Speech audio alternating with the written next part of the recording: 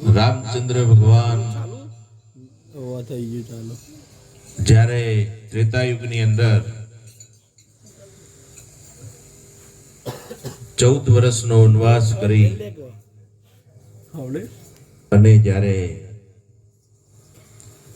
રાવણને મારી સીતાજીને લંકામાંથી લઈ અને અયોધ્યા જ્યારે પધાર્યા ને ત્યારે અયોધ્યા નગરીમાં દિવાળી ઉજવાણી અને એ મહિમા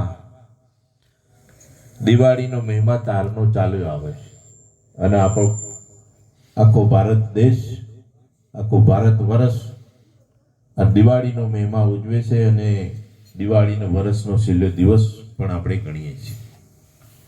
નહીતર આપણો હિન્દુ વર્ષ ચૈત્ર સુદ એકમથી બેસે.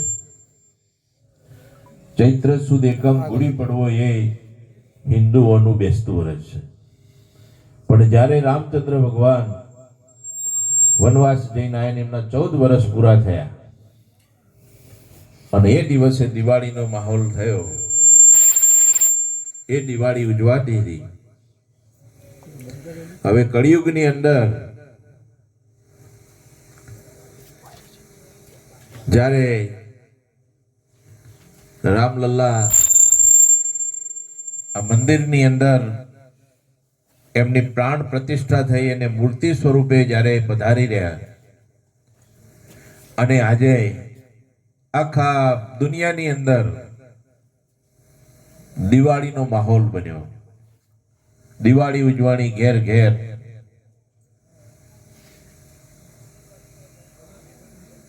અને રામચંદ્ર ભગવાનના આગમન થયું મંદિરમાં. આમ તો આપણે સંતોએ કહ્યું છે કે પહેલા રામ સબગટ બોલે, બીજા દશરથ ગર ડોલે, ત્રીજા સકલ પસારા ને ચોથા સબસે ન્યારા. 4 રામની વાત કરી છે. એમાં દશરથના ઘરે જે રામચંદ્ર ભગવાન આવ્યા હતા એમની આજે એ દેવ તરીકે જેમને એવા કાર્યો કર્યા અને આપણા વેદ પુરાણોની અંદર શાસ્ત્રોની અંદર જે 10 અવતારો કહેવાય છે ભગવાનના, એમાં પહેલો અવતાર મત્સ્ય અવતાર, બીજો કસા અવતાર, ત્રીજો વરાહ અવતાર, ચોથો વામન અવતાર, ચોથો નરસિંહ અવતાર, પાંચમો વામન અવતાર, છઠ્ઠો પરશુરામ અવતાર, સાતમો રામા અવતાર રામચંદ્ર ભગવાનનો, 8મો કૃષ્ણ અવતાર. આ જે અવતારો થયા એમાં પહેલો જે મત્સ્ય અવતાર એટલે માછલી રૂપે ભગવાન સર્વપ્રથમ પ્રગટ થયેલા અને બીજો કચ્છા અવતાર એટલે કાચબા સ્વરૂપે પ્રગટ થયેલા, ત્રીજો વરાહ એટલે ભૂંડ જે આપણે કહીએ છીએ એવું પણ ભગવાને સ્વરૂપ ધારણ કર્યું. કારણ કે હોમો રાક્ષસ જેવો હતો ને, નહીં કોટાને કાઢવા માટે કોટો જરૂર પડે. મોટું હથિયાર કોમ ના હોય પણ કોટો જ જોવે એને. એટલે ભગવાનને પણ એ જેવો હતો હમો હરણાક્ષ, હિરણાક્ષ ને હરણાકશ્યપુ આ 2 ભાઈઓ હતા અને આખી દુનિયા ઉપર રાજ કરતા હતા. ભગવાન અમે પોતે ભગવાન બનીને બેઠા હતા. બીજો કોઈ ભગવાન સજ નહીં, અમને જ ભજો. અત્યારે ઘણા એવા છે કે અમે ભગવાન છીએ ને અમને પૂજો. કદાચ એમાંથી સીધા આવ્યા હોય. એટલે એમનો એવો અભિમાન થયો અને આ પૃથ્વીનો રસાતાળ લઈ ગયેલો. કોણ? હિરણાક્ષ નામનો રાક્ષસ હતો એ. અને આ પૃથ્વીના રસાતાળમાંથી બહાર કાઢવા માટે ભગવાને વારાહ અવતાર ધારણ કર્યો અને પૃથ્વીને બહાર લાવીને એને સ્થિર કરી હતી. ભગવાન પૃથ્વીને સ્થિર કરી હવે એના ઉપર જે રાજ કરતો હતો ને હિરણાકશ્યપ હતો. એ એમ કે ભગવાન બીજો કોઈ સત નહીં, હું પોતે ભગવાન છું, આખી સૃષ્ટિ પર મારું રાજ ચાલે, મારા જેટલી તાકાત કોઈનામાં નથી, હું કોઈનાથી મરતો નથી, શસ્ત્ર સીધી ના શકે મને. હા, હું દાડે ના મરું, રાતે ના મરું. હા, માણસથી ના મરું, પશુથી ના મરું, દેવથી ના મરું, દાનવથી ના મરું, ઘરમાં ના મરું, બહાર ના મરું. આવું બધું વરદાન ભગવાન જોડે એને મેળવી લીધેલું. અને એને કારણ કે જન્મ્યા એ બધા જવાના, એટલે ભગવાન કંઈક તો રસ્તો કાઢ્યો હોય. એના ઘરમાં પહેલા જ પ્રગટ થયા અને પહેલા જ ભક્તિ વરી. આપ તો કહેવાય છે કે પહેલા જ યુગમાં પહેલા જ રાજા થઈ ગયા અને એટલેથી આ ભજન ચાલુ થયું. પણ પહેલા જ ભક્તિ પ્રજાપતિના ત્યાંથી શરૂઆત થયેલી.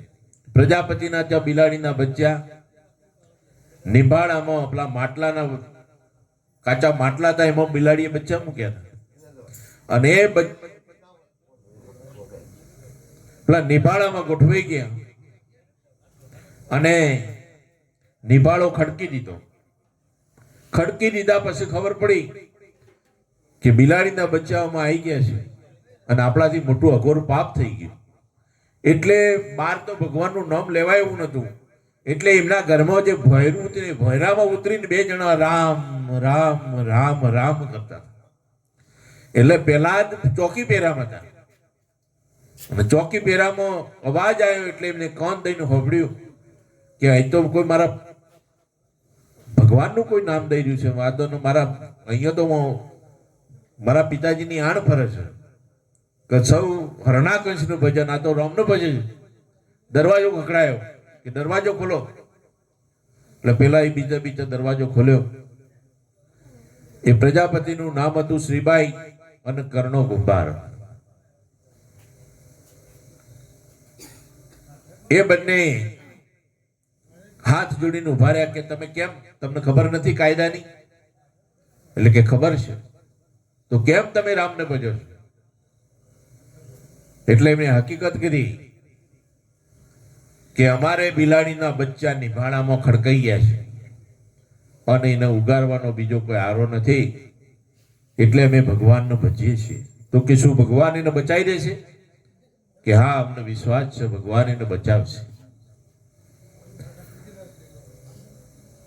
તો પહેલા જ આટલો વિશ્વાસ આમની ભક્તિ ઉપર લાગ્યો એટલે એમને કહ્યું કે નિભાળો ક્યારે ખોલવાનો? કે કાલે સવારે.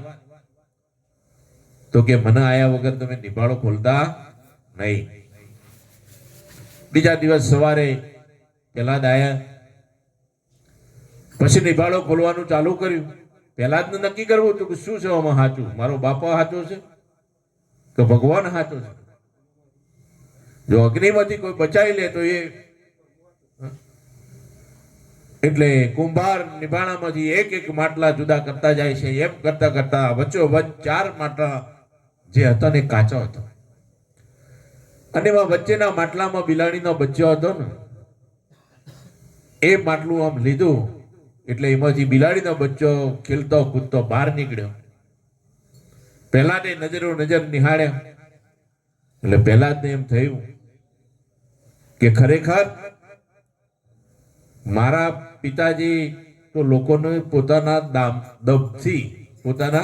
દાબથી પોતાનું ભજન કરાવવા માંગે છે, પણ સાચો તો રામ છે.